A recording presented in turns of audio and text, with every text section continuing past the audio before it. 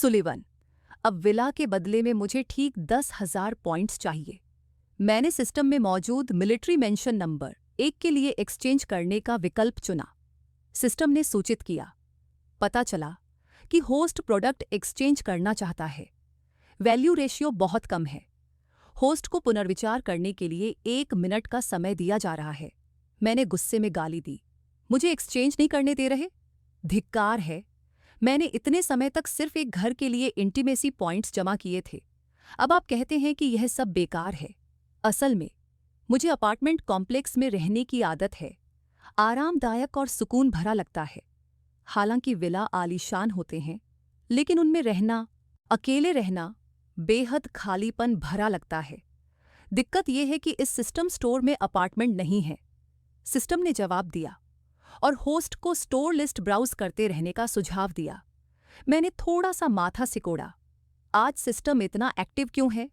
लगता है मुझे बाद में इसे और कोसना पड़ेगा। अपार्टमेंट है तो धिक्कार है। मैं मिलिट्री मेंशन नंबर 1 के लिए एक्सचेंज नहीं कर सकता। भले ही मैं वहां न रहूं, लेकिन उसे बेचकर अनगिनत अपार्टमेंट खरीदे जा सकते हैं। क्या यह सिस्टम मुझे बेवकूफ समझता है? मैंने बड़बड़ाते हुए कोसना शुरू किया, लेकिन फिर भी एक्सचेंज लिस्ट में नीचे स्क्रॉल करता रहा। सूची, अपार्टमेंट सेक्शन देखते ही मैं जम गया।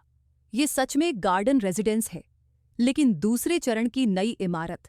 जरूरी बात यह है कि ये गार्डन रेजिडेंस है, एक लग्जरी अपार्टमेंट टाइप। एक्सचेंज की जरूरत 10,000 इंटीमेसी पॉइंट्स है। मेरे लिए इसे अभी एक्सचेंज करो, मैंने चिल्लाकर कहा। इस बार सिस्टम ने कम वैल्यू के बारे में कुछ नहीं कहा। डिंग, बधाई हो होस्ट, गार्डन रेजिडेंस में लग्जरी अपार्टमेंट सफलतापूर्वक एक्सचेंज हो गया। डिंग, थोड़ी देर में कन्वर्ट हो रहा है। प्रॉपर्टी के कागजात और चाबियों का ढेर। मेरे बगल में एक दृश्य प्रकट हुआ। मैं बालकनी पर खड़ा था और उस आलीशान अपार्टमेंट बिल्डिंग को साफ देख पा रहा था। कुल 26 मंजिलें, हर मंजिल पर 4 यूनिट, कुल 104 अपार्टमेंट। हर यूनिट की कीमत लगभग 3 से 4 मिलियन डॉलर, कुल मिलाकर 300 मिलियन डॉलर से भी ज्यादा। हे भगवान, ये तो वाकई बहुत महंगा है। मैंने गहरी सांस ली। तो अब यह पूरी बिल्डिंग मेरी है। मैं काफी देर तक स्तब्ध रहा। आखिरकार फोन की घंटी ने मुझे वास्तविकता में वापस ला दिया। छोटी भेड़िया बेचैनी से फोन कर रही थी। भाई चेन, आप ऐसा क्या कर रहे हैं कि मेरा निमंत्रण स्वीकार नहीं कर रहे? मैंने मुस्कुराते हुए अपने चेहरे के कोने पर हाथ फेरा। मुंह, मैं क्या कर रहा हूं? देख रहा हूं, सामने वाली इमारत ही तो मैंने ली थी। चलो रैंक बढ़ाने चलते हैं। एक ही रात में मैं साधारण जेक थॉम्पसन से स्वान लेक विला डिस्ट्रिक्ट में एक पूरी इमारत का मालिक बन गया। सोफी सुलिवन ने हल्के गुलाबी रंग का पजामा पहन लिया था। उसने अपनी स्कर्ट की जेबें, यहां तक कि आज के दिन अपने साथ लाए बैग में भी तलाशा, लेकिन फिर भी उसे वह कार्ड नहीं मिला जिससे उसने दवा की दुकान पर भुगतान किया था। उसे याद आया कि भुगतान करने के बाद उसने पैसे अपनी स्कर्ट की छोटी सी साइड पॉकेट में रख लिए थे। क्योंकि वह पॉकेट काफी उथली थी, इसलिए चलते समय वह सावधानी बरत रही थी। बीच बीच में छूकर चेक करती रहती थी। लेकिन अब पैसे कहीं नहीं मिल रहे। शायद कार में गिर गए हों। उसने सोचा कि वह कल सुबह कार में देखेगी। अगर तब भी नहीं मिले तो बैंक को फोन करके कार्ड लॉक करवाना पड़ेगा। पापा के पास पैसे गुम होने की रिपोर्ट करने का समय होगा, तब तक इंतजार करना पड़ेगा। तभी दरवाजे पर दस्तक हुई। सुलिवन, क्या पापा अंदर आ सकते हैं? ये थॉमस सुलिवन की आवाज थी। सोफी। सुलिवन को तुरंत झेके पहनने का ख्याल आया। कहीं उसके माता पिता उसे रंगे हाथों न पकड़ लें। उसका चेहरा तुरंत लाल हो गया। बहुत शर्मनाक। बिल्कुल नहीं, बिल्कुल नहीं। थॉमस सुलिवन हंस पड़ा। पापा को तुमसे कुछ जरूरी बात करनी है, कंपनी का मामला है। सोफी सुलिवन थोड़ी हिचकिचाई। फिर आखिरकार उसने थॉमस सुलिवन के लिए दरवाजा खोला। बोलो। थॉमस सुलिवन ने जानबूझकर गंभीर चेहरा बनाया, लेकिन सोफी सुलिवन को फिर भी अपने पिता की आंखों में हंसी दिखाई दी। पापा, क्या बात है? सुलिवन ने हाथ हिलाते हुए कहा। कुछ ज्यादा गंभीर बात नहीं है, बस अंकल टेंग की तरफ से बोल रहा हूं। हमारी कंपनी में एक प्रतिभाशाली व्यक्ति नजर आ रहा है। उसका शोध प्रस्ताव बिल्कुल सटीक है। उसका नाम जेक थॉम्पसन है ना? पिताजी उसके बारे में तुमसे बात करना चाहते हैं। जेक थॉम्पसन के बारे में क्यों? क्या पिताजी ने कुछ पता लगा लिया है? सोफी सुलिवन थोड़ी घबरा गई और हकलाते हुए बोली, वह वाकई बहुत प्रतिभाशाली है। अंकल टैंग गलत नहीं है। हालांकि पिताजी के अचानक जेक थॉम्पसन का नाम लेने पर वह तैयार नहीं थी, फिर भी उसने अपनी बात नहीं छिपाई, बल्कि उसकी प्रशंसा की लगातार। अब वो सबसे पहले पापा के सामने जेक थॉम्पसन की तारीफ करने लगा। बाद में जेक थॉम्पसन को घर लाकर कहता, पापा देखिए आपका दामाद कितना बेहतरीन आदमी है। ये सोचकर ही सोफी खुश हो गई। उसके होंठों के कोने अपने आप ऊपर की ओर मुड़ गए और तभी थॉमस सुलिवन ने उसे देख लिया। शाबाश बेटी, अभी भी मन ही मन मुस्कुरा रही हो। बस अब जेक थॉम्पसन को बड़े अक्षरों में अपने चेहरे पर पसंद लिखने ही वाली हो। थॉमस सुलिवन ने उत्साहित होने का नाटक करते हुए अपनी जांघ पर थपथपाया। वाह, क्या बात है! पिताजी को सबसे ज्यादा होशियार नौजवान पसंद है। जब सुलिवन को समय मिले तो उसे घर ले आना, ताकि पिताजी उससे मिल सकें। सोफी सुलिवन लगभग अपनी लार में ही अटक गई। जेक थॉम्पसन को घर लाकर मिलवाना? अभी नहीं। थॉमस सुलिवन हैरान रह गया। क्यों नहीं? सोफी सुलिवन ने अपना दाहिना हाथ मुट्ठी में कस लिया, ऐसी जगह छिपा लिया जहां पिताजी देख न सकें। सोफी सुलिवन मुंह फुलाकर दूसरी तरफ मुड़ गई। मुझे डर है कि वह बहुत ही होशियार है। पिताजी मेरे कर्मचारी को मुझसे छीन लेंगे। वैसे भी मैं उसे नहीं ला रही हूं। थॉमस सुलिवन ने आह भरी। खड़े होते हुए थॉमस सुलिवन ने निराशा का नाटक किया। उसकी आकृति उदासी से भरी हुई थी। ठीक है, कोई बात नहीं। ये वही बैंक कार्ड है जो तुमने थोड़ी देर पहले नीचे गिरा दिया था। इसे फिर से लापरवाही से मत खो देना। इतना कहकर थॉमस सुलिवन कमरे से बाहर चला गया। कमरे में सोफी सुलिवन ने राहत की सांस ली। उसने जल्दी से मेज पर पड़ा बैंक कार्ड उठाया। यही वह कार्ड था जिससे मैंने भुगतान किया था। अच्छा हुआ कि यह खोया नहीं। सोफी सुलिवन ने मुस्कुराते हुए कार्ड को सावधानी से अपनी डायरी में रख लिया। हाँ, इस तरह यह खोएगा नहीं। खोए हुए पैसे वापस मिल सकते हैं।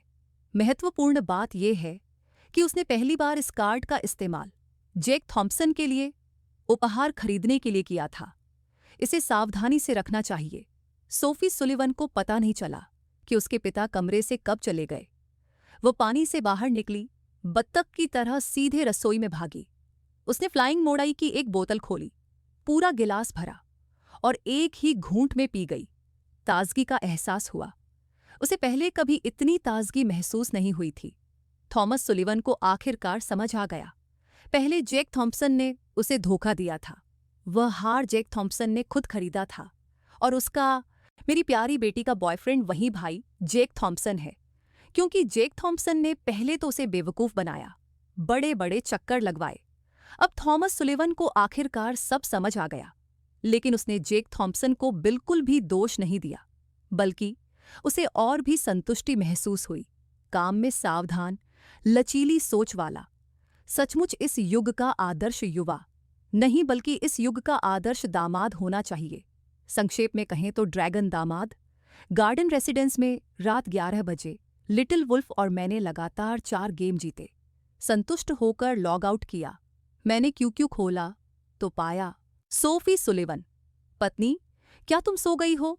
सोफी सुलिवन हमेशा तुरंत जवाब देती थी, सोई नहीं हूं, तुम्हारी याद आ रही है। जेक थॉम्पसन को कुछ दिन जानने के बाद सोफी सुलिवन धीरे धीरे खुलकर बात करने लगी। पहले की तरह सख्त और झिझकती नहीं रही। मैं हंसी, मैसेज का जवाब दिया, लेकिन मुझे तुम्हारी याद नहीं आ रही। मैं अब भी नाराज हूं। क्यों? आज खेलने के बाद तुम गायब हो गई। मुझे वापस किस करने का मौका भी नहीं दिया। मुझे लगता है कि स्क्रीन के दूसरी तरफ सोफी सुलिवन शर्मा रही होगी। मैं कल्पना करने से खुद को रोक नहीं पाई। कुछ देर और मीठी मीठी बातें करने के बाद हमने एक दूसरे को शुभ रात्रि कहा। ऑफिस में काम करने वालों के लिए शनिवार का दिन बहुत अच्छा होता है, लेकिन मेरे लिए ये आम दिनों से कुछ खास अलग नहीं है। बस ऑफिस में फिल्में देखने और गेम खेलने की जगह अब घर पर फिल्में और गेम देख रहा हूँ।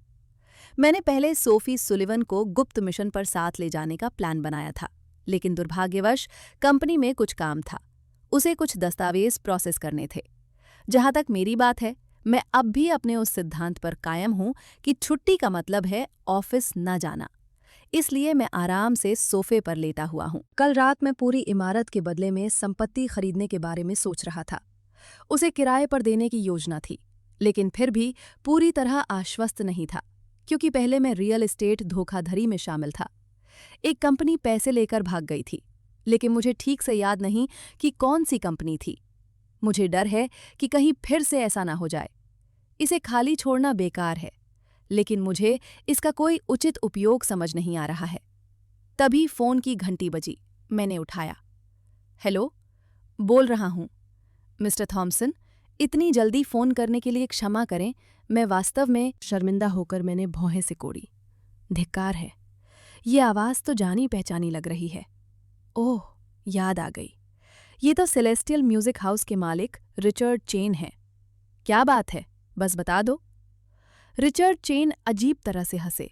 उन्हें बोलने में कठिनाई हो रही थी, लेकिन अपनी दुकान में खड़ी उस सजी धजी लड़की को देखकर वे बस दांत पीसकर आगे बोले। बात यह है कि जो ग्राहक पहले एडवांस देकर सामान ले गया था, वो दुकान पर आया है। पहले से ज्यादा कीमत मांग रहा है। आखिर मैं एक व्यापारी हूं। मैं समझ गई तुरंत। वो सीधे सीधे नहीं कह सका, बस इतना कहा कि दूसरे पक्ष ने पियानो थोड़ा बजाने का अनुरोध किया है। क्या आपको कोई आपत्ति नहीं है? मैंने कंधे उचका दिए। ठीक है, बस उस व्यक्ति को मेरे घर ले आइए। उन्हें 10 मिनट के लिए बजाने दीजिए, 2 धुनें बजाने दीजिए। रिचर्ड चेन हैरान रह गया। उसे उम्मीद नहीं थी कि मैं इतनी आसानी से बात कर लूंगी। ओह, आप सचमुच मेरी जीवन रक्षक हैं। आपको वाकई परेशानी हो रही है। रिचर्ड चेन ने पहले सोचा था कि मेरे घर आकर सुनना असुविधाजनक होगा, इसलिए उसने पियानो लाने की योजना बनाई थी। कौन जानता था कि मैं इतनी सहज हो जाऊंगी। वो सहज स्वभाव का था। ग्राहक को सामान सौंपते समय उसे पूरा भरोसा था। इस मामले में मैं मना करने में बहुत आलसी था। रिचर्ड चेन की दुकान पर पहले ही परेशानी खड़ी कर चुका था। अगर मैं मना कर देता और तंग किया जाता तो और भी ज्यादा झंझट होती। इसलिए मैंने उदार होना चुना। लगभग आधे घंटे बाद दरवाजे पर दस्तक हुई। मैंने दरवाज़ा खोला। रिचर्ड चेन ने माफ़ी मांगते हुए सिर झुकाया। सच में बहुत शर्मिंदगी हुई मिस्टर थॉमसन। मैंने मुस्कुराते हुए हाथ हिलाया, जिसका मतलब था कि कोई बात नहीं। अचानक सिर से पैर तक काले कपड़े पहने एक लड़की सीधे मेरे घर में घुस आई। उसने 1 मिनट भी बात नहीं की। मेरी तरफ देखते हुए रिचर्ड चेन ने जल्दी से समझाया। श्री थॉमसन, ये आपकी खास ग्राहक सुश्री डायना मून हैं। इनका स्वभाव थोड़ा गुस्सैल है, कृपया समझिएगा। मैंने बेबसी से कंधे उचका दिए। मैंने अभी अभी देखा कि डायना मून सीधे लिविंग रूम में रखे पियानो की तरफ गईं। बिना किसी शिष्टाचार के बैठ गईं। एक हाथ सीधे चाबियों पर रखा। पूरे 9 मिनट का इस्तेमाल करते हुए उन्होंने रैप्सोडी क्रोएशिया और दूसरे हाथ से वाइल्ड विंड डांस बजाया। मैंने थोड़ा आंखें सिकोड़ीं। ये महिला, भले ही इनका रवैया खराब है और इन्हें तमीज़ नहीं पता, लेकिन पियानो बजाना वाकई कमाल है। बुरा नहीं है। भावनाएं और लय लगभग सब ठीक है। कोई गलत सुर भी नहीं है, बस तकनीक में थोड़ी खामियां हैं। दोनों रचनाएं समाप्त करने के बाद डायना मून खड़ी हुईं, सीधे मेरे पास आईं और घमंड से मुझे एक बैंक कार्ड थमा दिया। ये लो 6 लाख। फिर वो रिचर्ड चेन की ओर मुड़ी। पियानो को हटाने के लिए किसी को बुलाओ। सबसे डरावना तब होता है जब अचानक माहौल शांत हो जाता है। उस क्षण रिचर्ड चेन और मैंने एक दूसरे को देखा। समझ नहीं पा रहे थे कि क्या हुआ। हम दोनों की आंखों में हैरानी थी।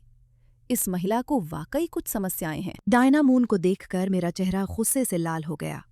उसने मेरी निगाहें भी भांप लीं। थोड़ी देर रुकी और फिर अपने बैग से एक और कार्ड निकाला। इस कार्ड में 1 लाख और हैं। अब संतुष्ट हो? Richard chain. मेरे लिए पियानो को इधर उधर करने के लिए किसी को बुलाओ। क्या तुम्हारा दिमाग खराब हो गया है? हालांकि वो असभ्य थी, लेकिन मैं नए युग का आदर्श युवक हूं। क्या मेरा व्यवहार पर्याप्त विनम्र नहीं है? डायना मून मुड़ी और मेरी ओर घूरने लगी। उसकी आंखें चमक रही थीं। तुम्हें 2 लाख और दे रही हूं, फिर भी संतुष्ट नहीं? उसे ये पियानो वाकई बहुत पसंद था। ठीक उसी समय चाबियों को छूते हुए वो उसमें पूरी तरह डूब गई थी। यही वो भावना है जिसके प्रति वो जुनूनी है। मैंने मन ही मन सोचा, मैं सहन करने में तो बहुत अच्छी हूं, लेकिन उसके जैसी लोगों को मैं कभी बर्दाश्त नहीं कर सकती। धड़ाम, मेरा चेहरा उतर गया। ऐसा नहीं है कि मैं खरीदूंगी नहीं, लेकिन बेचूंगी भी नहीं। जो चीजें मैंने खरीदी हैं उन्हें क्यों बेचूं? कृपया मेरे घर को अच्छे से छोड़ दें। दरअसल मैंने पियानो बेचने के बारे में सोचा था। आखिर अब मैं इसका इस्तेमाल करना बंद कर चुकी हूं। इसे रखना बेकार है। मेरे पास सिस्टम समर्थित कौशल है। पियानो का अभ्यास करने की भी जरूरत नहीं है। जब भी फुर्सत मिले बस बैठ जाऊंगी और मजे के लिए कुछ धुनें बजाओ, कुछ गेम राउंड खेलना बेहतर होगा। लेकिन डायना मून का रवैया बहुत ही खराब था। मैं सचमुच परेशान हूं। 10 लाख बेचूं या नहीं? ज्यादा लालची मत बनो। पियानो पर पहले से ही धूल जमी है। इससे साबित होता है कि तुमने इसे 24 घंटे से छुआ तक नहीं है। तुम्हारे जैसे किसी को इतने अच्छे पियानो की जरूरत नहीं है। तुम तो बस एक दलाल हो जो खरीद कर मुनाफे के लिए बेचने की योजना बना रहे हो, है ना? डायना मून के होठों के कोने तिरस्कार से ऊपर उठे। उसने एक और बैंक कार्ड निकाला। 10 लाख। उसे विश्वास नहीं हो रहा था कि मैं अब भी नहीं खरीदूंगा। मैं हिल गया। सचमुच मैं दंग रह गया। डायना मून अंदर ही अंदर विजयी महसूस कर रही थी। तो आखिर सब पैसों के लिए ही तो है। लेकिन उसने गलत समझा। मैं दंग रह गया, क्योंकि मैं सोच रहा था कि उसे पैसों से कैसे धिक्कार है। तुम क्या कह रही हो? जरा तमीज से बात करो। अगर मैं नरम दिल होता तो तुम्हें 50,000 में बेच देता। लेकिन इस घटिया रवैये के साथ चाहे तुम मुझे बाप कहो, मैं नहीं बेचूंगा। पैसा? क्या पैसा होना इतना प्रभावशाली है? क्या सच में तुम्हें लगता है कि पैसा ही सब कुछ है? अचानक मुझे एक विचार आया। आखिरकार मुझे कानून तोड़ने वाले लोगों से निपटने का एक तरीका सूझ गया। डायना मून जैसी। देखते हैं कौन बेहतर है। मैं मुड़कर बेडरूम में चला गया। वापस आकर मैंने संपत्ति के दस्तावेजों का एक गट्ठा उठाया और उसे कॉफी टेबल पर रख दिया। डायना मून ने भौहें चढ़ाईं। ये आदमी क्या योजना बना रहा है? रिचर्ड चेन की आंखें भी चौड़ी हो गईं। क्या ये सभी असली संपत्ति के दस्तावेज हैं? मैंने डायना मून की ओर इशारा करते हुए पूरे गट्ठे को पकड़कर सीधे फर्श पर फेंक दिया। मैं कालाबाजारी करने वाला हूं? अपनी आंखें खोल कर देखो। एक संपत्ति का दस्तावेज 40 लाख का है। मुझसे पैसों की बात करना चाहती हो? डायना मून की आंखों में घबराहट झलक रही थी, लेकिन मैंने फिर भी उसे नहीं छोड़ा। लगातार बातें करते हुए मैंने तुम्हारे रवैये का जिक्र तक नहीं किया।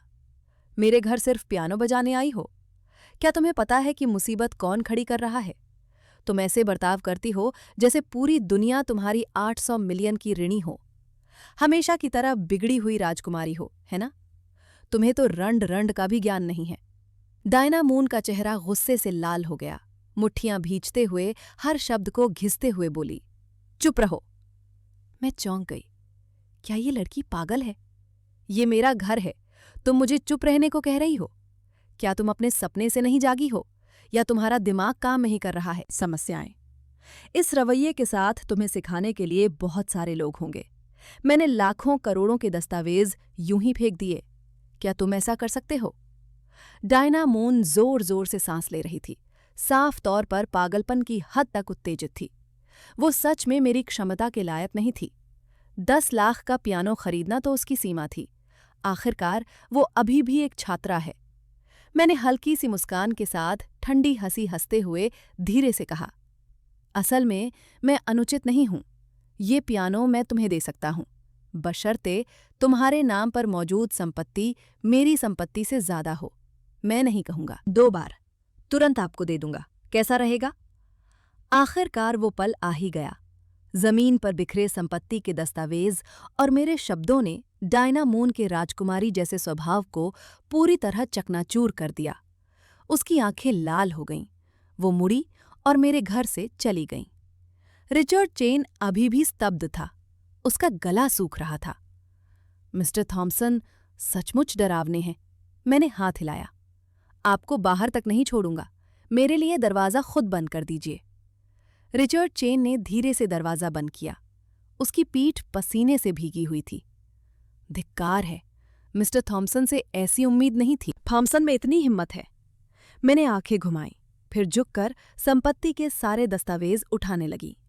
इन सब चीज़ों को जमीन पर फेंकने से मेरे हाथ में बहुत दर्द हुआ, लेकिन ध्यान से सोचने पर मैं थोड़ी हैरान रह गई। जब डायना मून जाने के लिए मुड़ी तो ऐसा लगा जैसे वो रोने ही वाली हो। अरे बाप रे, डांट फटकार से उसे रुला दिया। मैंने ठुड्डी पर हाथ रखकर आह भरी। अगर वो सच में रोई तो मैं बस इतना कहना चाहती हूँ, रोना तो जायज़ है। इतनी समझदार और तेवर वाली, अगर मैं उसे डांट फटकार कर रुला ना भी दूं तो बाद में वो कई बार रोएगी। कहते हैं कि मुझे सुंदरता को संजोना नहीं आता। अरे वो मेरी पत्नी नहीं है, जोर से रो, मुझे सुनने और हंसने दो। मैंने पैर मोड़े, सोफे पर बैठ गया। तरोताज़ा महसूस कर रहा था। लीडर कॉर्पोरेशन के चार्ल्स मिलर का चेहरा संदेह से भरा था।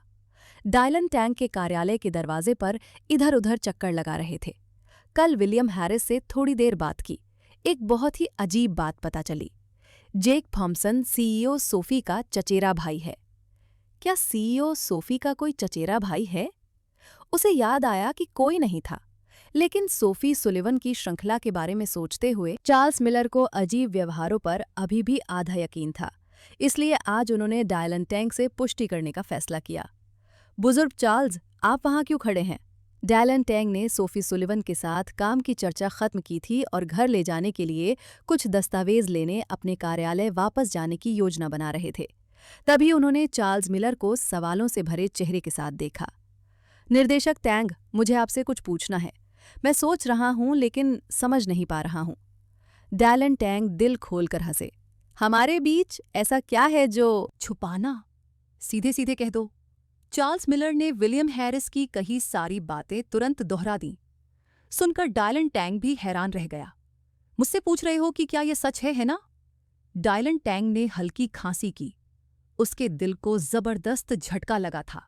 1 मिनट तक चुप रहने के बाद उसने यकीन से कहा, मैं भी पक्का नहीं कह सकता, लेकिन सीईओ सोफी का एक कजिन है।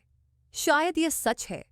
डायलन टैंग की बात सुनकर चार्ल्स मिलर ने आह भरी। अगर यह सच है तो फिर यह सच है। जेक थॉम्पसन को और नाराज न करना ही बेहतर है। ठीक है डायरेक्टर टैंग, मैं अपना दुख भुलाने के लिए ड्रिंक्स पीने जा रहा हूं। अगर यह कोई आम दिन होता तो डायलन टैंग जरूर चार्ल्स मिलर के साथ जाता, लेकिन अभी वह बस जितनी जल्दी हो सके घर जाना चाहता था। उसने चार्ल्स मिलर से झूठ नहीं बोला। सोफी सुलिवन की एक कजिन है और वह उसकी बेटी है। जी हाँ, क्योंकि दोनों परिवार बचपन से ही एक दूसरे के बहुत करीब थे, इसलिए सोफी सुलिवन और उसकी बेटी आज भी एक दूसरे को फोन करती हैं। चचेरे भाई बहन। पिछली बार थॉमस सुलिवन के साथ शराब पीने के बाद उसके मन में अपनी बेटी को जेक थॉम्पसन से मिलवाने का विचार आया, लेकिन लगता है उसकी बेटी को पहले ही पता चल गया है कि जेक थॉम्पसन कितना प्यारा है और उसने चुपके से अपनी चाल चल दी है। आज घर लौटते समय डायलन टैंग ने हमेशा से भी तेज गाड़ी चलाते हुए दरवाज़ा धक्का देकर खोला और देखा कि उसकी बेटी सोफे पर बैठी है। उसका चेहरा गुस्से से भरा है, आंखें नम हैं। मेरी नन्ही राजकुमारी रोई। किसने उसे इस तरह रुलाया?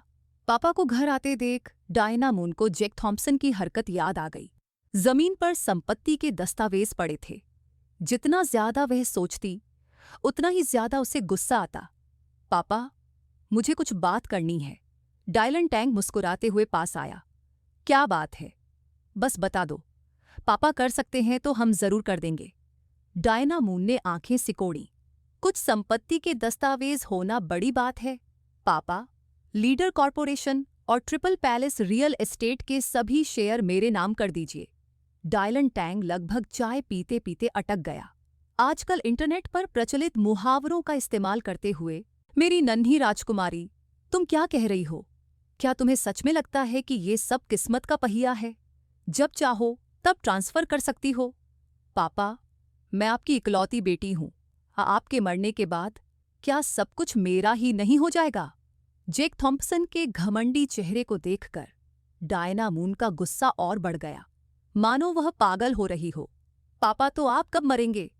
ये सुनकर डायलन टैंग पूरी तरह से स्तब्ध रह गई।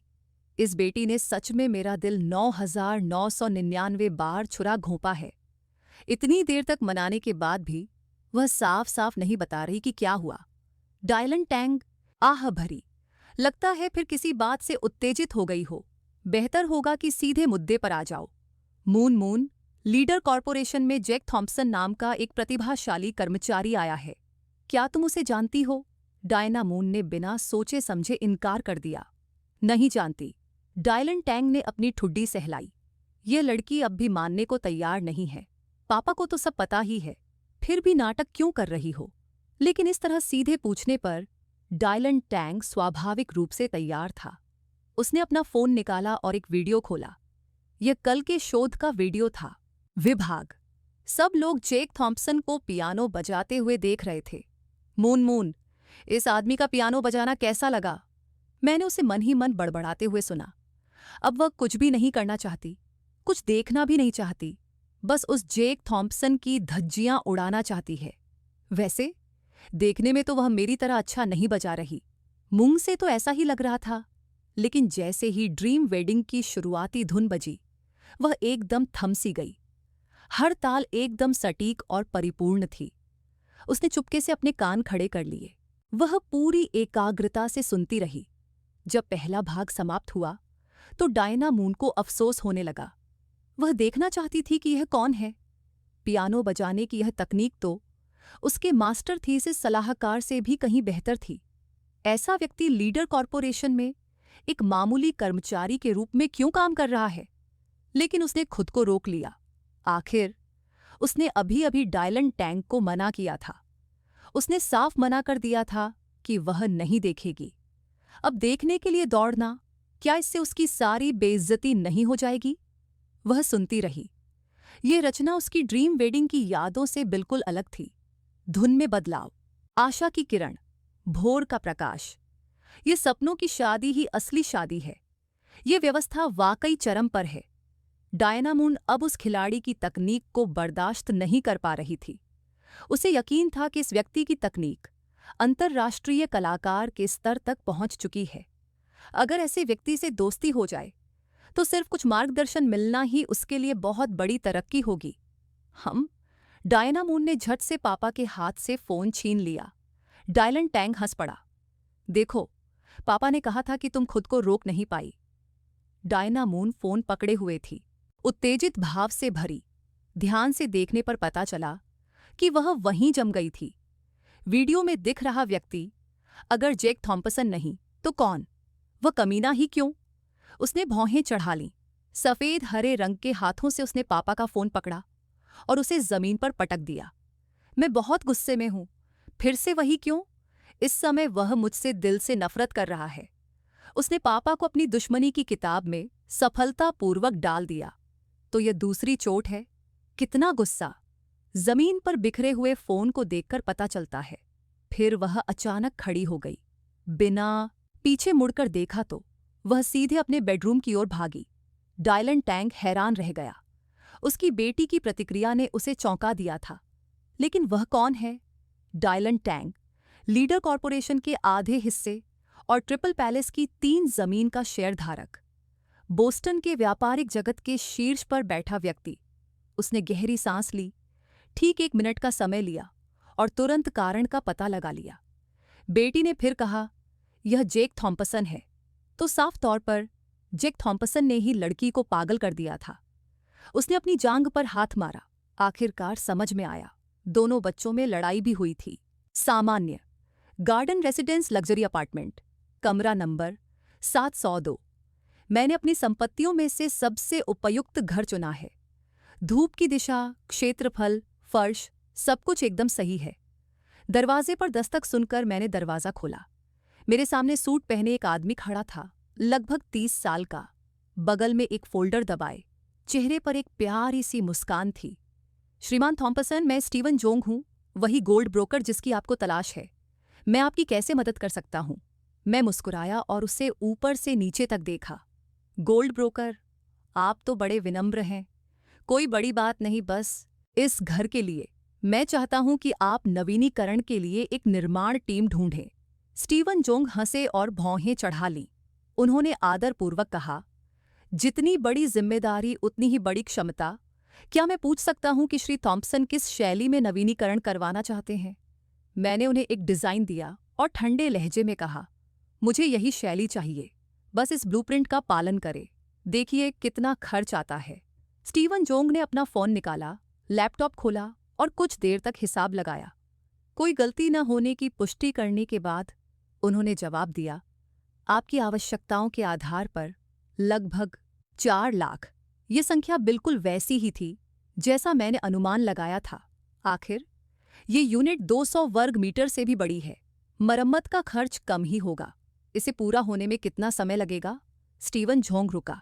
कुछ दिन, शायद कुछ महीने, लेकिन ये सोचकर कि मैं इस आलीशान अपार्टमेंट का मालिक हूं, उसने दबे स्वर में 5 उंगलियां उठाईं। श्रीमान थॉम्पसन, लगभग 50 दिन। मैं मुस्कुराया। 50 दिन? इतना धीमा? क्या आप दीवारों को घिसने में मदद के लिए प्रोडक्शन टीम से गधे किराए पर लेने की योजना बना रहे हैं? मैं जल्द ही इसमें रहना चाहता हूं। यह तो बहुत तेज है। स्टीवन जोंग ने सहमति में सिर हिलाया। कोई गलती नहीं, यही सबसे तेज गति है। मैंने नहीं किया। ऊपर देखने की जहमत मत उठाओ। पैसे जोड़ो, मैं तुम्हें 20,000 टिप दूंगा। स्टीवन जोंग हाँफने लगा। धन के देवता ग्राहक। फिर मैं खुद निर्माण की देखरेख करूंगा। 35 दिनों में पूरा करने की कोशिश करो। मैंने जम्हाई लेते हुए हाथ हिलाया। 35 दिन छोड़ो, चलो 1 महीने में मान लेते हैं। क्या तुम सोने के दलाल नहीं हो? क्या तुम थोड़ा आत्मविश्वास दिखा सकते हो? स्टीवन जोंग का चेहरा उतर गया।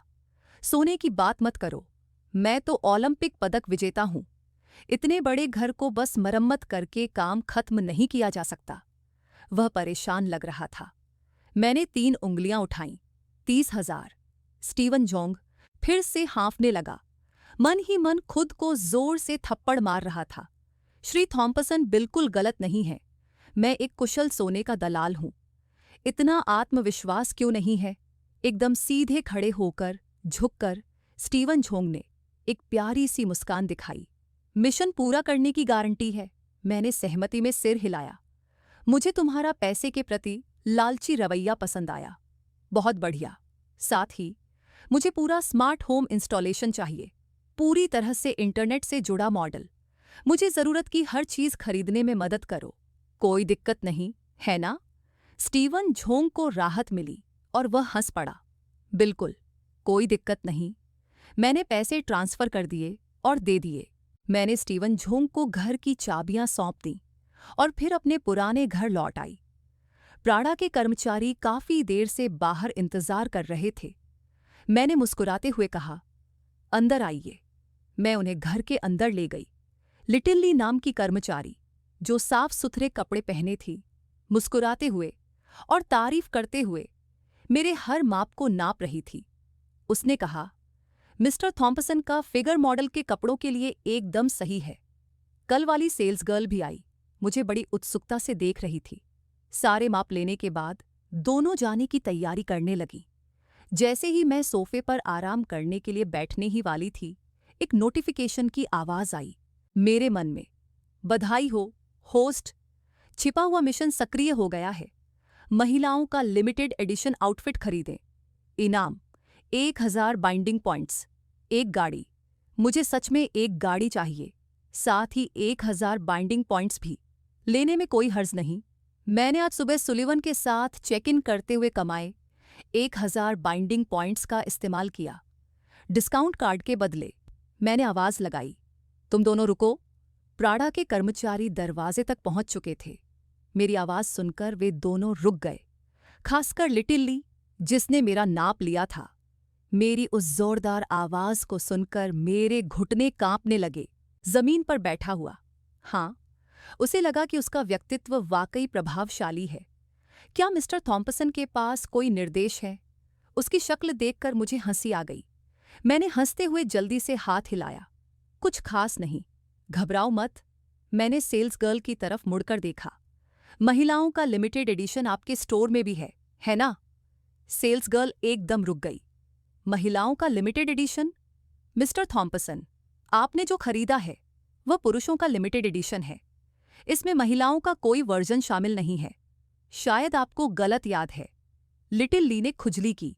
उसका सिर। हालांकि मैं सेल्स में नहीं हूं, पर मुझे साफ याद है, सिर्फ ही पुरुषों का वर्जन था, महिलाओं का वर्जन नहीं था। मैंने थोड़ा भौहें चढ़ाईं। नामुमकिन। क्या सिस्टम गलत हो सकता है? सिस्टम ने मुझे इसे खरीदने के लिए कहा था। ये गलत कैसे हो सकता है? जिप को घूरते हुए मैंने शांत भाव से कहा, अपने स्टोर के मालिक से पूछो। मुझे याद है, एक सेल्सवुमन होने के नाते मुझे हर मॉडल साफ साफ याद होना चाहिए। अगर कह रही है कि है तो शायद पहले ही बिक चुका है, लेकिन अगर कह रही है कि नहीं है तो निश्चित रूप से मौजूद नहीं है। अगर वह नियमित ग्राहक होती तो वह जरूर मान जाती, उसकी आंखों को अनदेखा करते हुए। लेकिन क्या मैं नियमित ग्राहक हूं? मैं एक सम्मानित ग्राहक हूं, वीआईपी ग्राहक हूं। नहीं तो नाप लेने के लिए घर क्यों आना पड़ता? जी हां, श्रीमान थॉम्पसन, कृपया एक पल रुकिए। मुझे इतना आश्वस्त देखकर सेल्स गर्ल घबरा गई। क्या मुझे सच में गलत याद है? दुकानदार ने जवाब दिया, बच्चे, क्या बात है? मालिक, एक ग्राहक पूछना चाहता है, उस डिजाइन के साथ महिलाओं का लिमिटेड एडिशन क्या हमारे पास है? फोन पर दुकानदार चौंक गया। उसने कहा कि हमारे पास महिलाओं का वर्जन नहीं है। कौन पूछ रहा है? वह। मुझे लगा कि कोई जानबूझकर परेशानी खड़ी कर रहा है, अराजकता फैलाने के लिए एक गैर मौजूद मॉडल खरीदने की मांग कर रहा है। पूछने वाला मिस्टर थॉम्पसन है, जिसने वह लिमिटेड एडिशन खरीदा था। मालिक ने राहत की सांस ली। ओह, तो कोई बात नहीं। लेकिन अब उसे और सेल्स गर्ल को एक ही एहसास हुआ, मिस्टर थॉम्पसन जैसा कोई व्यक्ति मजे के लिए झूठ नहीं बोलेगा। असंभव। अभी फोन मत काटो, मुझे देखने दो कि कोई नया सप्लीमेंट्री मॉडल तो नहीं है जिसके बारे में मैंने नहीं पढ़ा हो। उसने तुरंत अपने बगल में रखा लैपटॉप खोला, ईमेल चेक करने लगा। अगर कोई नया अपडेटेड मॉडल है तो एशिया प्रशांत क्षेत्र के प्रभारी व्यक्ति शाखाओं को इस तरह का एक संयुक्त ईमेल भेजते थे। मालिक ने अपना इनबॉक्स खोला। अप्रत्याशित रूप से वास्तव में एक नया ईमेल आया था। उसका दिल आश्चर्य और उत्साह से भर गया। उसने पत्र खोला। प्रिय वितरक, पिछले सीमित संस्करण की वेस्ट के लिए हम एक जोड़ीदार महिला मॉडल लॉन्च कर रहे हैं। आपका स्टोर एक सेट बेचने के लिए अधिकृत है। इस क्षण मालिक का दिमाग चकरा गया। यह ईमेल अब भी 1 मिनट पहले ही आया था। फिर भी श्री थॉम्पसन को पहले से ही पता था। केवल एक ही कारण हो सकता है, यानी मिस्टर थॉम्पसन के प्रोडक्ट के सीनियर मैनेजमेंट से अच्छे संबंध हैं। उन्हें पहले से ही अंदरूनी जानकारी मिल जाती है। हे भगवान, ये तो वाकई बहुत बड़ी बात है। 2 मिनट बाद सेल्स गर्ल ने मुझसे माफी मांगते हुए फोन काट दिया। मिस्टर थॉम्पसन, मुझे माफ करना, मैंने अभी मालिक से बात की थी। जी हां, इसमें महिलाओं के लिए भी एक वर्जन है। कृपया थोड़ी देर रुकिए, मैं आपको डिजाइन की तस्वीरें भेज देती हूं। मैंने हाथ हिलाकर मना कर दिया। बिना कुछ ज्यादा कहे मैंने तुरंत अपनी जेब से बैंक कार्ड निकाल लिया। कोई जरूरत नहीं, बस कार्ड स्वाइप कर दीजिए। सेल्स गर्ल, मैंने बड़ी मुश्किल से अपनी बात कही। वाकई बेरहम। मेरे हाथ से कार्ड लेते हुए मालिक ने खास तौर पर निर्देश दिया, आपके लिए 40% छूट। यह अभूतपूर्व छूट है। क्या आपको अपनी गर्लफ्रेंड के माप पता हैं? मैं दंग रह गया। दरअसल मुझे सुलिवन के माप नहीं पता। उसे देखकर लगता है कि शायद 34 सी होंगे। आखिर छोटी सुलिवन अभी छोटी है, अभी विकास की अवस्था में है। मैं माप कागज पर लिख लूंगा और बाद में दे दूंगा। इसी बीच मेरा कार्ड वापस ले लो। सब कुछ तय हो गया। प्रदा के 2 कर्मचारी गार्डन रेसिडेंस से चले गए। नन्हेली, काश मैं मिस्टर थॉम्पसन जितना उत्कृष्ट होता। बच्चे, मिस्टर थॉम्पसन का 1/5 हिस्सा भी काफी होगा। मेजबान, मिशन पूरा करने पर बधाई। पुरस्कार वितरित किए जा रहे हैं। वाहन टेस्ला मॉडल 3 उच्च प्रदर्शन संस्करण, शाश्वत ऊर्जा, मेजबान के गैरेज में रख दिया गया है। बाइंडिंग पॉइंट्स जोड़ दिए गए हैं। मुझे अपनी जेब भारी लगी। मैंने हाथ डालकर कार की चाबी निकाली।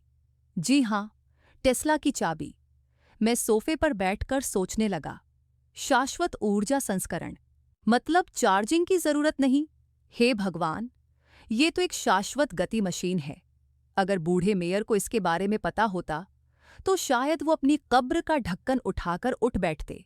क्या यह ऊर्जा संरक्षण के उस नियम का उल्लंघन नहीं करता जो उन्होंने कभी प्रस्तावित किया था?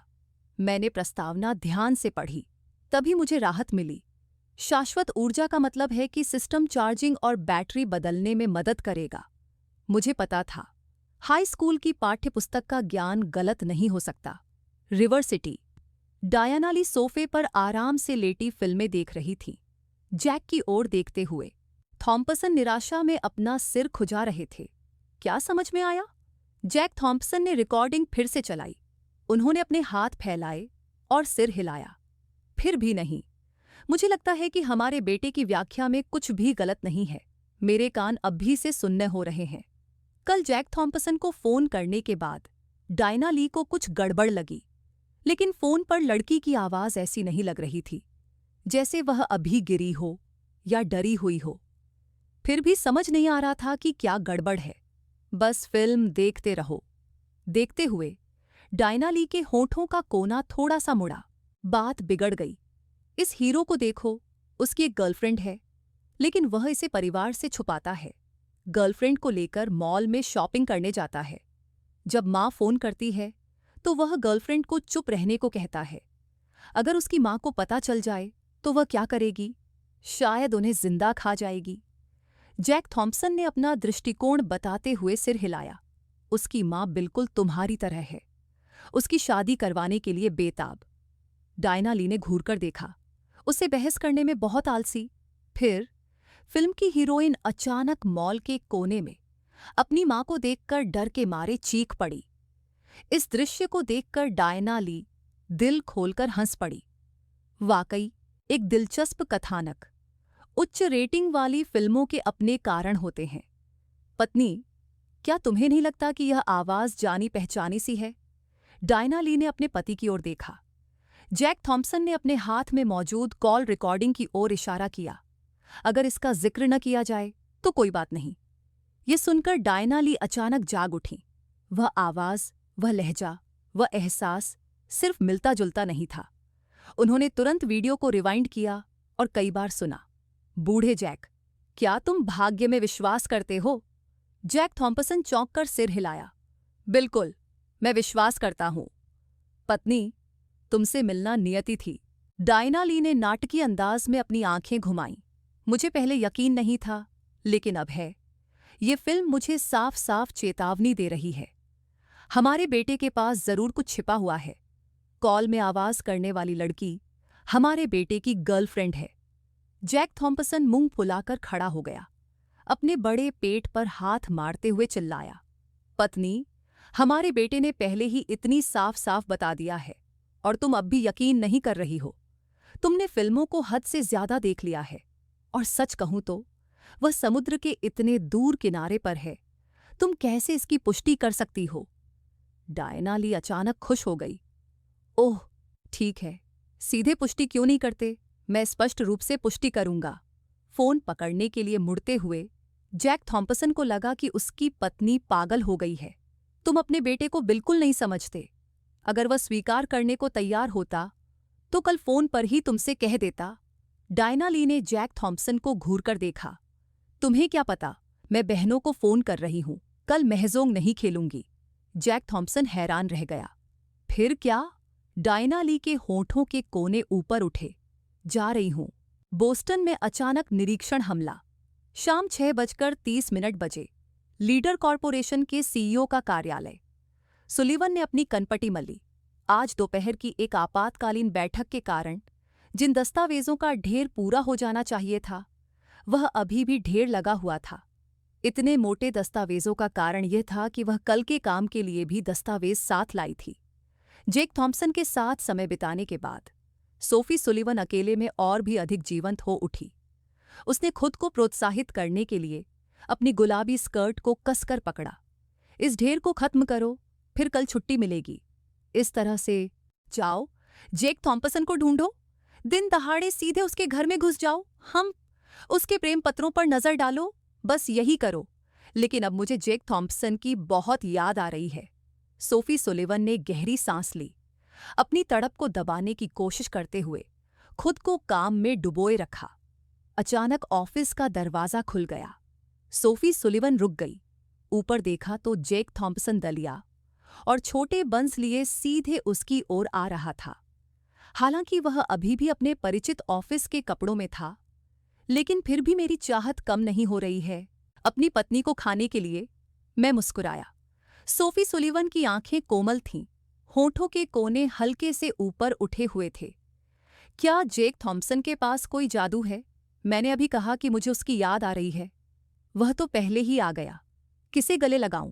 सोफी सुलिवन ने धीरे से कहा, और फिर तुरंत मेरी कमर को गले लगा लिया। इस आलिंगन ने मुझे लगभग थका दिया। 10 मिनट बाद सोफी सुलिवन को मुझे छोड़ते और दस्तावेजों को प्रोसेस करते देख मैंने अपनी भौहें उठाईं, मेज पर हाथ पटका। पहले खाओ। सोफी सुलिवन ने मुंह बनाया। मैं नहीं खाऊंगी। भूख लगी है। मैं वैसे भी बहुत कम खाती हूं। काम में व्यस्त रहने पर अक्सर रात का खाना भी नहीं खाती। इसकी आदत हो गई है। मैंने आह भरी और जल्दी से वो दस्तावेज छीन लिए जिन पर वो काम कर रही थी। खा लो, वरना मैं ये सारे दस्तावेज फाड़ दूंगी। सोफी सुलिवन ने गुनगुनाते हुए अपना गोरा हाथ आगे बढ़ाया। मुझे सच में भूख नहीं है। इसे वापस दे दो। मैं खा लेती हूँ। फिर हम बाहर टहलने जा सकते हैं। सोफी सुलिवन को ऐसा कहते देख मैं और क्या कह सकती थी। मैंने दलिया और बन मेज पर रख दिए, दस्तावेज उसे वापस कर दिए और सोफे पर बैठ गई। सोफी सुलिवन के सामने वाली कुर्सी पर बैठे हुए मैं बुदबुदाते और आह भरते हुए बोली, कितना मुश्किल है। सोफी सुलिवन चौंक गई। उसके पैर हल्के से हिल रहे थे। मैं पूछे बिना नहीं रह सकी, क्या मुश्किल है? मैंने कंधे उचकाते हुए उसकी ओर इशारा किया। पत्नी, तुम्हें अपने घर लाना सच में बहुत मुश्किल है। मैं तुम्हें बता दूं, मेरी माँ बहुत सख्ती से काम करती हैं। उनकी नज़र में दिन में 3 बार का खाना छूटना नामुमकिन है, खासकर युवाओं के लिए। एक बार का खाना छूटने का मतलब है कि आगे चलकर शरीर स्वस्थ नहीं रहेगा। कैसी सास! क्या आप कमज़ोर बहू चाहती हैं? बोलते बोलते मैंने ओट्स मिल्क दलिया का कटोरा उठाते हुए ऐसे भाव दिखाए जैसे कह रही हो, अगर आप नहीं खाएंगी तो मैं खा लूंगी। मुझे जरा भी दिलचस्पी नहीं थी। ये सुनकर सोफी सुलिवन की आंखें चौड़ी हो गईं। आंटी ये भी संभालती है? तो क्या जेक थॉम्पसन बचपन से ही ऐसे माहौल में पला बढ़ा है? इसीलिए तो उसके बॉयफ्रेंड की आदतें इतनी अच्छी हैं। पता चला कि उसकी माँ बहुत ही कोमल और समझदार हैं, जो उसका बहुत ख्याल रखती हैं। ये मेरा नाश्ता है, सोफी सुलिवन ने झट से कहा, और फुर्ती से सोफी सुलिवन ने तुरंत दलिया और बंस उठाए और बिना कुछ कहे खाने लगी। मेरे होठों के कोने ऊपर की ओर मुड़े। खा नहीं रही हो मेरी छोटी सुलिवन? देखते हैं मैं तुमसे कैसे निपटती हूं। मेरी पैनी निगाहों के नीचे पहली बार सोफी सुलिवन ने दोनों चीजें साफ साफ खा लीं। मैंने उसे हल्की सी डकार लेते देखा। मैंने चुपके से सिर हिलाया। लगता है उसका पेट भर गया है। अच्छा। सोफी सुलिवन थोड़ी शर्मा गई। मैंने अभी अभी जेक थॉम्पसन के सामने डकार ली। कितनी शर्मनाक बात है। ऊपर देखते हुए मैंने देखा कि मैं अभी भी मुस्कुरा रही हूं। किस बात पर हंस रही हो? मैं सोच रहा था, तो परियां भी डकारती हैं? मेरी फ्लर्ट करने की लाइनें हमेशा बहुत प्रोफेशनल होती हैं। अभी सोफी सुलिवन को शहद निगलने जैसा लग रहा था। उसने मुझे मोहक निगाहों से देखा, शर्माते हुए चेहरे को छुपाते हुए सिर नीचे कर लिया और दस्तावेजों पर काम करती रही। 8:30 बज गए। आखिरकार सोफी सुलिवन का काम खत्म हो गया। उसकी कार्यकुशलता वाकई कम थी, क्योंकि मेरे बगल में होने से वो काम पर ध्यान नहीं दे पा रही थी। मैंने हल्के से सिर हिलाया। मेरा इंतजार करो, मुझे पहले ये काम खत्म करने दो बॉस। मेरी नजरें फोन की स्क्रीन पर टिकी थीं। दोनों हाथ लगातार काम कर रहे थे। गेम चल रहा है। ये बॉस फाइट का सबसे अहम पल है। सोफी सुलिवन उत्सुक हुए बिना नहीं रह सकी। वो धीरे से मेरे पीछे आई। थोड़ी देर देखती रही, लेकिन फिर भी समझ नहीं पाई। बॉस खत्म, इनाम मिला। मैंने गेम बंद किया, फोन रख दिया। आखिरकार खत्म। पत्नी, चलो घर चलते हैं। सोफी सुलिवन ने आज्ञाकारी होकर हाँ में सिर हिलाया। आज हम पैदल ही घर जा सकते हैं। पापा मुझे कंपनी तक छोड़ने आए थे। मैंने गाड़ी नहीं चलाई। मैंने मुस्कुराते हुए भौहें उठाईं और कार को हिलाया। मेरे हाथ में चाबियां थीं। मैंने गाड़ी चलाई। चलो, मैं तुम्हें तुम्हारे पति की नई कार दिखाती हूँ। सोफी सुलिवन हैरान रह गई। मुझे सच में कार मिल गई है। वो टेस्ला की यात्री सीट पर बैठ गई। सोफी सुलिवन को ये कार बहुत आरामदायक लगी। उसकी मसेराती से भी ज्यादा स्मूथ लग रही थी। मेरे छोटे बॉयफ्रेंड का टेस्ट वाकई अच्छा है। अरे, मैं तुम्हारी यात्री सीट पर बैठने वाली पहली इंसान हूं, है ना? मैंने सिर हिलाया। नहीं। सोफी सुलिवन ने गुस्से से मुंह बनाया। इस जन्म में मैं इस दुष्ट जेक थॉम्सन के लिए पहली नहीं हूं। तुम मेरी पैसेंजर सीट पर बैठने वाली पहली इंसान हो। ये कुछ हद तक स्वीकार्य है। चूंकि काफी रात हो चुकी थी, इसलिए मैंने सोफी सुलिवन को सीधे स्वान लेक विला डिस्ट्रिक्ट तक पहुंचा दिया। पार्किंग की जगह वही थी जो कल थी, वही 2 लोग थे जो कल थे, लेकिन इस समय सोफी सुलिवन का उतरने का कोई इरादा नहीं था। आज तुमने जो खेल खेला उसका नाम क्या है? सोफी सुलिवन ये जानना चाहती थी कि मुझे क्या पसंद है, इसलिए उसने मुझे भी ये पसंद आ सकता है। Thunder hammer descending. Online game का नाम कितना अटपटा लगता है। एक बार फिर सोफी सुलिवन की जानकारी की कमी को छूते हुए। ऑनलाइन गेम क्या होता है? मैंने हैरानी से पूछा, फिर समझाया। सीधे शब्दों में कहे तो ये एक ऐसा गेम है जिसमें आप जितना ज्यादा पैसा खर्च करते हैं उतने ही ज्यादा शक्तिशाली बनते हैं। उदाहरण के लिए, जिस बॉस से मैंने अभी लड़ाई की, अगर मैं उस पर 10 मिलियन खर्च करूं तो उसे हराने का समय कई गुना कम हो जाएगा, उपकरण भी बेहतर मिलेंगे। सोफी सुलिवन ने धीरे से मुस्कुराते हुए कहा, तो बात कुछ ऐसी ही है। उसने गेम का वर्जन चेक करने के लिए मेरा फोन ले लिया। मुझे अपना गेम अकाउंट याद था। बड़ा मिशन पूरा हुआ। अब तुरंत घर जाकर रिसर्च करती हूँ, फिर चलती हूँ। सोफी सुलिवन ने पूछा। असल में वो अभी भी कुछ शरारत करना चाहती थी। हाँ, जाओ जाओ। मैंने हाथ हिलाया। सोफी सुलिवन ने मुंह बनाया जैसे उसे बुरा लगा हो। मेरा छोटा बॉयफ्रेंड मुझे फिर से कोई मौका नहीं दे रहा है। अचानक मैंने धीमी आवाज में कहा, पत्नी, जल्दी से अपनी आंखें बंद कर लो, वहां एक नग्न तस्वीर है। वहां सड़क पर एक आदमी दौड़ रहा है। सोफी सुलिवन ने तुरंत अपनी आंखें कसकर बंद कर लीं। नग्न? बिल्कुल कुछ नहीं पहना।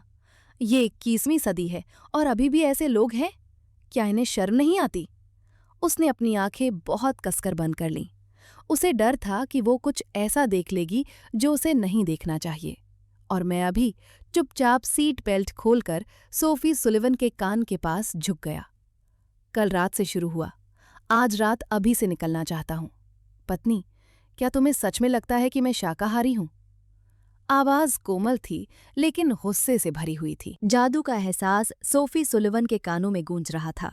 अगले ही पल मैंने उसके होठों की मिठास चख ली। स्वान लेक। घर पहुंचते ही सोफी सुलिवन का चेहरा लाल हो गया और वो सीधे ऊपर की ओर भागी। अपने कमरे में वापस आकर उसने अपना बैग फेंका और पजामा पहन लिया। चेहरा लाल था। उसने अपना सिर कंबल में कस कर दबा लिया। उसके कानों में अब भी मेरी कोमल आवाज गूंज रही थी। जेक थॉम्सन सचमुच दुष्ट है। जानबूझकर मुझे धोखा दिया, मुझे आंखें बंद करने को कहा, फिर मेरे साथ मनमानी की। वो मेरा पहला चुंबन था जिसे मैंने 20 साल तक संभाल कर रखा।